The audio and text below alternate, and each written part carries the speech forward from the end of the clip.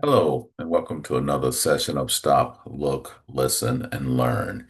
And today I want to determine something that you can use to determine the contribution that each loan makes to the overall risk. What I like to do is first set the stage by looking at a simple example. Let's assume that it has three loans in its portfolio, loan A, loan B, and loan C. And let's also, for each of the loan is as follows. Loan A standard deviation of losses is 1.5, loan C's standard deviation of losses is 3. And also these loans.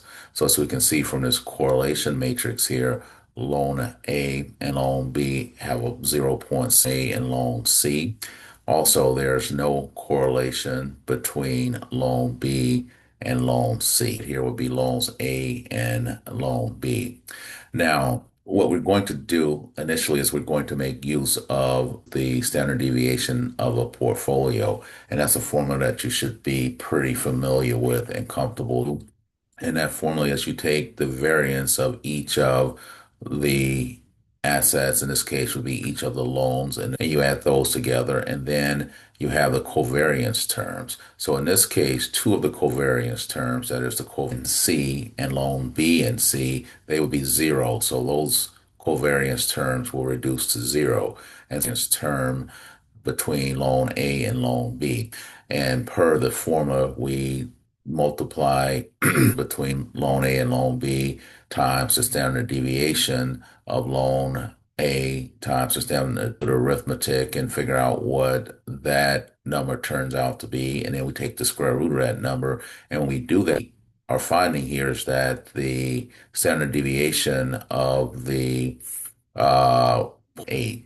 Now that we have that in place, we can start to look at Euler's theorem and how much each loan is contributing to that 3.8, which is the overall risk of the entire portfolio, because it enables you to decompose the total risk of the portfolio into the individual contributions that each total risk. And it does that by increasing one at a time the size of each loan, the impact that that increase in the size of the loan has on the total portfolio risk. And I say one at a time, similar to is taking a partial derivative of the function here. And so you're going to increase the size of loan A while holding the size of all the other loans within the portfolio constant, and then risk of the portfolio change after you increase loan A by 1%. Loan A, the standard deviation is 1.5. And then if we increase the size of loan A by 1%, then the standard deviation to 1.515. And then we use the formula that we just discussed. So we take the variance, new standard deviation, then we add the variance of loan B and the variance of loan C. And then we have just loan A and loan B. And so per the formula, we take 2 and we multiply that times the standard deviation of loan A and the standard deviation of loan B. Then we determine what the portfolio's new standard deviation that we computed initially, which was 3.8. And when we do that, then we see that the standard deviation of the total portfolio increased by 0.00846. And then what we want is by the 1% factor, which is the amount by which we increase the size of, refers to as a quotient. And so the quotient for loan A would be 0.854. So the same things for loan B and loan C. And as you can see, when we increase the size of loan B by 1%, 1.111, and then we drop that into the formula and add up the variances of the three loans between A and B. And we can see here when we multiply everything by the standard deviation of loan B, determine what the standard deviation of the portfolio is after loan B is increased by 1%. Portfolio was before any of the loans were increased, and we can see what that difference is there. And again, we divide the loan was increased by 1%, and then we get the quotient, just refer to it as Q sub B, the quotient for loan B, 7. Then we do the same thing for loan C.